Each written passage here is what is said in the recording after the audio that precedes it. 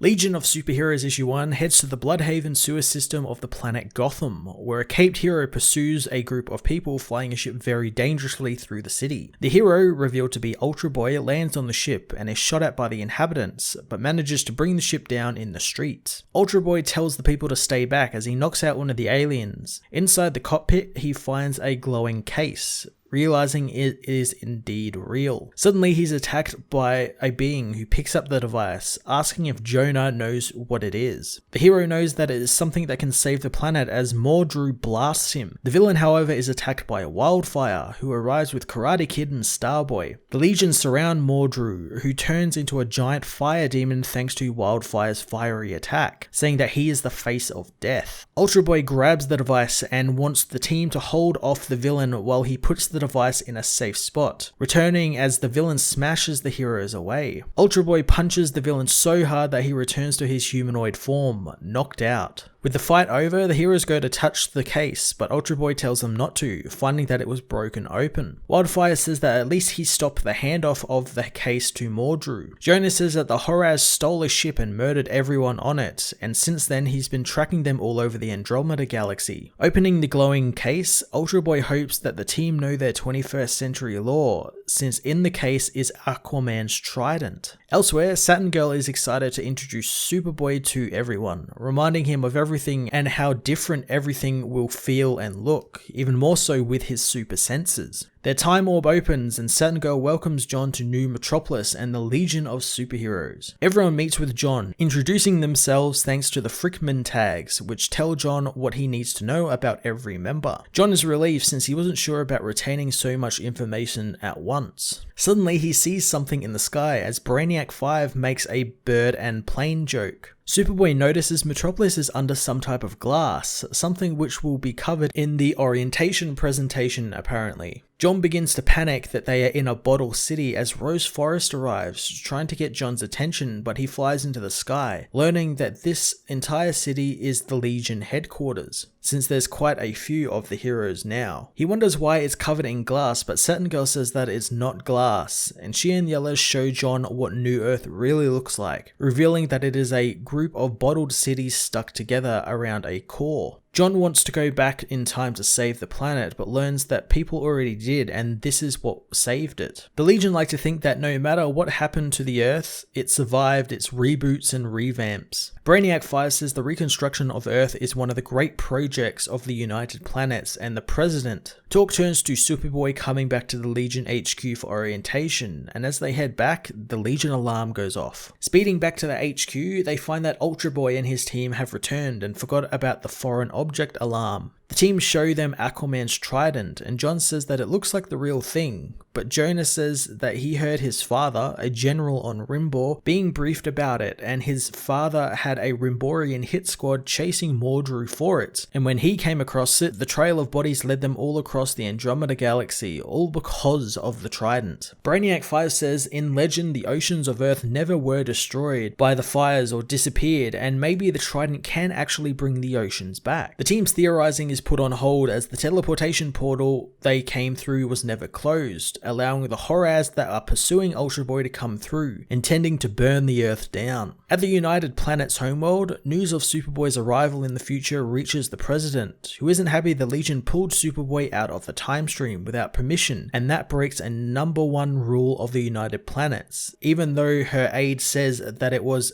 in honor of the United Planets. The President's aide says that's not all, as Aquaman's stolen trident has resurfaced in the Legion's possession. Legion of Superheroes issue 1 was a pretty great first issue to the series. Of course, this is issue 1. This is where everyone can start. They don't need to read that two-parter Legion of Superheroes Millennium book that Bendis did, because this has nothing to do with it except for one throwaway line, so those books were useless. I love seeing the Legion doing their job and stopping space crimes, and how it's tied to a war over Aquaman's trident that could possibly save New Earth. That's really cool, and I'm looking forward to that adventure continuing. I'm also looking forward to a possible look at how the United Planets might have been corrupted, since the overall feel I got through this issue is they're rather an insidious organization now, kind of ruling with an iron fist, so hopefully we get a look at that. Overall, this was a pretty decent first issue. It set up everything quite nicely. I'm going to give this issue an 8 out of 10.